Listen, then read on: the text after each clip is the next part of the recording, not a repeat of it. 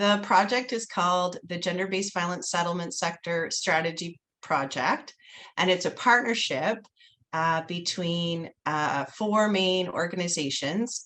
I am at the YMCA of Greater Halifax Dartmouth in Nova Scotia, and working with other bigger umbrella organizations, OCASI, the Ontario Council of Agencies Serving Immigrants, the Ending Violence Association of Canada, and CISSA-ACSEI, the Canadian Immigrant Settlement Sector Alliance. The project has some main themes around connections and coordination between settlement and anti-violence, and then also building resources and knowledge. In terms of the short-term outcomes, it's connections and coordination so that the partners would be sharing resources through their networks, and then increasing common base of knowledge. So there's many people across the country who have very advanced knowledge and experience in gender-based violence interventions and prevention, and trying to identify their promising practices and share them more widely. And then for the medium-term outcomes, it's the increased capacity that organizations have to be more aware of gender-based violence, of safety issues, for example, for clients, and how to respond if someone is experiencing violence, how to make a warm referral. The long-term outcome, the idea is to have a more cohesive approach to gender-based violence responses in our organizations, and more awareness of the intersectional experiences of the clients that we serve, and how that we can be more supportive of them, and ultimately to end gender-based violence. This project really started out with a needs assessment and a survey of people in both the anti-violence and the settlement sector, to learn about what information would be most useful for them. And from there, we've really worked on focusing our activities to ensure we're addressing those specific concerns.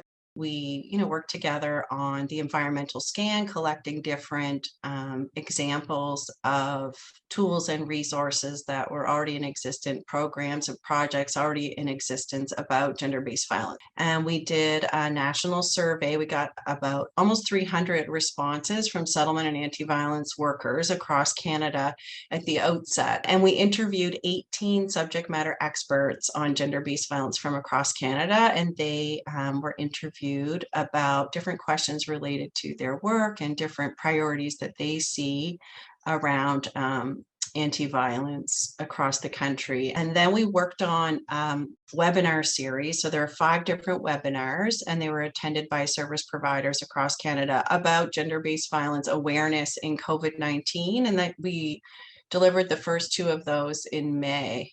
And the 3 in the fall were allyship, working as an ally with our clients, engaging men and boys, and creating safer spaces with 2S LGBTQIA+ newcomers. And then collaboratively, we drafted a national strategy document with 5 key areas of priority. So for the priorities, it's increase access to accurate, clear, and consistent information and resources for newcomers, immigrants, and refugees. 2 is challenge victim blaming attitudes and beliefs. 3 is enhance a client-centered service that recognizes the intersectional needs and experiences of newcomers. Establish a common base of knowledge, and engage men and boys in GBV awareness, education, and allyship. The tools and resources that are being developed through this project are housed on a really fantastic website. And on that website, you can find the research report that really tells the story of the needs assessment that we did. You also can hear some of the wisdom and expertise that was offered through interviews that we did with subject matter experts. There's also 5 helpful webinars that talk about different aspects of this intersection of settlement and anti-violence work. Our Bridges to Safety online course is one that is also housed there, and it's a foundational course. It's a lot of information. We promoted it as 15 hours over 6 weeks, so that'd be manageable for staff people, but it's quite a lot of content. And we encourage people to work together with another person in their organizations. They can talk to each other about it. The audience for the tools and resources that we're developing for this project is both settlement workers and anti-violence workers. So a lot of the material we're developing is for settlement workers, and in that work, we're really sort of emphasizing information that might be helpful for people working in those agencies and organizations about gender-based violence. And then conversely, when we're thinking about some of the tools and resources that could be useful for people working in anti-violence or gender-based violence sector, we're putting maybe more of an emphasis on issues around settlement that some people in those sectors may not be as familiar with. Our intended clients have really expanded to include leadership and frontline staff that are working in multiple sectors, even such as social services, government programs, healthcare. The reality is that newcomers are being accessed in so many different touch points of service systems, and we don't want to gatekeep or prevent frontline staff from accessing that information. So for example, the Bridges to Safety course is accessible to really anyone that wants to participate in that. You don't have to showcase that you work in a particular sector or in a particular organization, because there may be a student, or a healthcare worker that would really benefit from that information, and we want to have that be accessible. The key features that really facilitate the effectiveness of our project are the multiple voices from respective expertise in the different sectors, the regions, cultural backgrounds, specializations. It's really produced such a mosaic of those collaborative voices across the nation, and it's facilitated a lot of really great discussions around the best practices for those different respective sectors. In terms of efficiency of the program, I think that it is efficient in that we are delivering the program in our own networks in such a direct way that it really contributes to that efficiency. I think it's also important to recognize that when we are increasing awareness and increasing access to information and building capacity within both sectors, we're directly decreasing the effects of gender-based violence for newcomers. Thinking about a lot of the GBV safety plans, for example, that are conducted, oftentimes newcomer settlement workers don't have access to that information. And so us being able to disseminate a lot of that information and create accessible tools for settlement workers to recognize that they can do safety planning with their clients can immediately reduce the effects of GBV, which is really our mandate, right? That's our entire goal of the program. In addition to this focus on breaking down silos and bringing together sectors that don't always work together, we're really trying to think of some tools and strategies that are going to allow the sustainability of the collaborations and relationships that are being built. We are working on a couple of other activities. One is a policy document, some guidelines around policy considerations that organizations could have, and looking at a staff network of champions who may want to be more involved in sharing our project resources and getting more feedback and engagement in organizations. And then turning our attention to work with clients, a workshop or curriculum around GBV. So starting to collect some information about what's currently offered and what some promising practices are in terms of client information that they may need. What really contributes and makes this project a promising practice, we have had different temperature checks along the way, which means we are really looking for feedback. We are doing different forms of evaluation, which I think are really important. We started with an evaluation, we started with a consultation as well. And at different points of the project, we have never just advanced without looking at the sector, without looking back at the folks who have been a part of responding and providing input. And so I think that's a really important part of developing a promising practice, is really making sure that it is applicable and that it's making sense, right, as it takes its own life. This project has some tools and resources for evaluation. So we've been working with a research consultant on this project from the beginning. And we're also working with an evaluation company who developed a framework and further advanced our logic model and made a lot of recommendations around how to collect data in the different areas of the project. So I'll give a few examples of what we've gathered so far. And our project working group developed webinars. So there were 90-minute professional development sessions delivered to service providers across the country. So overall there were about 1,100 settlement workers and anti-violence workers who signed up and who came.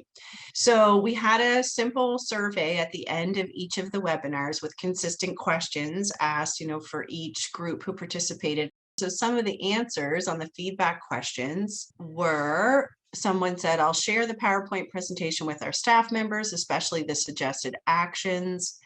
I really appreciated the emphasis on using language to break down barriers. So I'll be looking at ways to phrase things in a more understandable way. It will be very effective, especially for my intake assessment.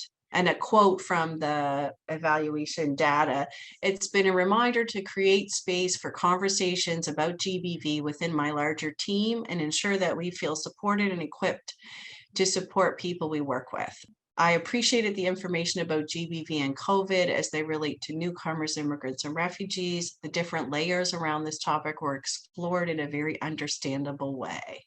So that's one example. And then another example is with our strategy. So we developed a strategy collaboratively where we identified 5 different priority areas for settlement organizations who are working in gender-based violence awareness. So we developed these priorities based on what we learned from the needs assessment, and then also from the community consultation where we invited subject matter experts to participate in a day-long event. And we did a survey with them as well. And the participants who completed the feedback form thought that the consultation session was well designed, that the strategy would be a useful resource, and that they would plan to share the final version of the strategy with others. The other things we were able to figure out is on our project website, there's also analytics there so we can see how many different people have accessed it. And so it was launched in November 25th, 2020. And since then, over the course of that year, 2,000 different unique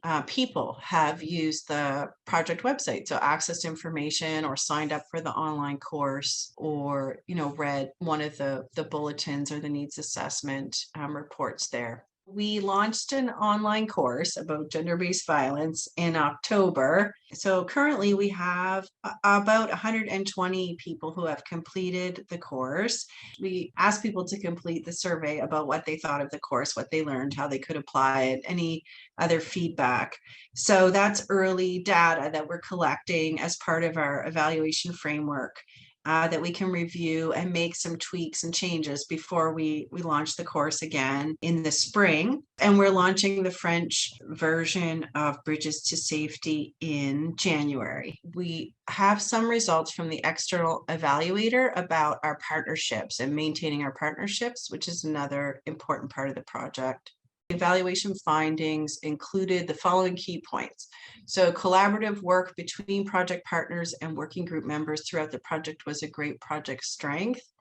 That regular collaborative work fostered relationships between the anti-violence and settlement sector workers directly involved in the project, and that partners indicated that the extent of collaboration would not have been likely or possible without this project. And other evaluation sources also confirmed that collaboration between partners and working group members was one of the greatest strengths of this project. This project is really building on what already exists. It's not about starting from scratch. These aren't new issues as well. Some of the problems that are being addressed by this project are not necessarily new. And so it's working with where people are at. People are being met with the existing kinds of supports and resources they already have, seeing what else can be kind of amplified or further leveraged, improved if necessary. And as we create and really foster kind of more awareness and develop that kind of sector-wide, cross-sectoral-wide kind of capacity for collaboration. Something kind of significant and unique about this work is that it takes on a national approach, right? So this is about a national conversation of collaboration, not just within each region or province. And I think that that's something also that really lends to the promising practice aspect of it. We are building the bridges between multiple sectors that haven't come together like this before. It is collaboration with best practices being shared internally, which creates this repository of national best practices, right? So, for example, if you're doing something in British Columbia in a small town with your newcomer clients, how is someone in Halifax going to know when they're presented with a similar concern or client need? So being able to bridge those two together is so important. When we're addressing gender-based violence, our perhaps kind of social instinct is to think, how do we help someone in crisis, right? And that is absolutely key. But addressing GBV also includes different avenues.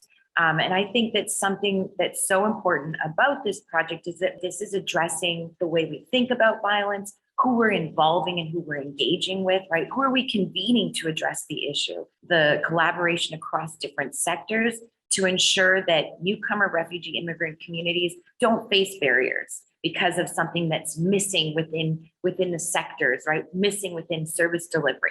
Strengthen those relationships across the sectors, strengthen our work, identify what makes our work unique, and also what makes our work better when we're doing it together.